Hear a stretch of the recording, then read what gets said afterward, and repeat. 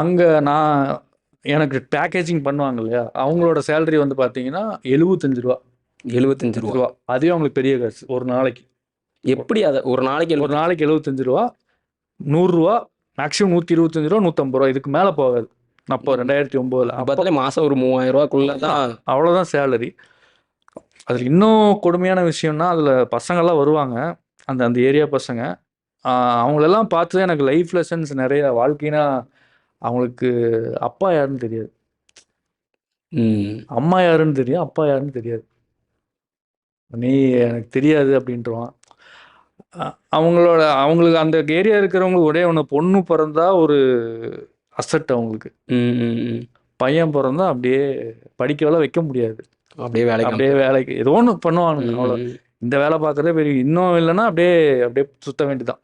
So அந்த மாதிரி ஒரு அப்புறம் அந்த சின்ன வயசுல இவ்வளோ கஷ்டம். ஏன்னா நம்ம தமிழ்நாடு வந்து எவ்வளவோ பொருளாதாரத்திலேயோ, தமிழ்நாடு எவ்வளோ, சவுத் இந்தியாவாக இருக்கட்டும், அதெல்லாம் அப்போ அந்த மாதிரி இதெல்லாமே பார்த்து அவங்க வீடெல்லாம் பார்த்தீங்கன்னா இன்னும் கொடுமையாக இருக்கும். ஒரு தடவை அந்த பையன் அவங்க வீட்டுக்கு கூப்பிட்டு போனோம்.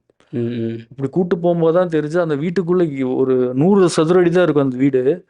கிட்டத்தட்ட 25 பேர் அதில் வாழ்கிறாங்க அந்த வீட்டில்.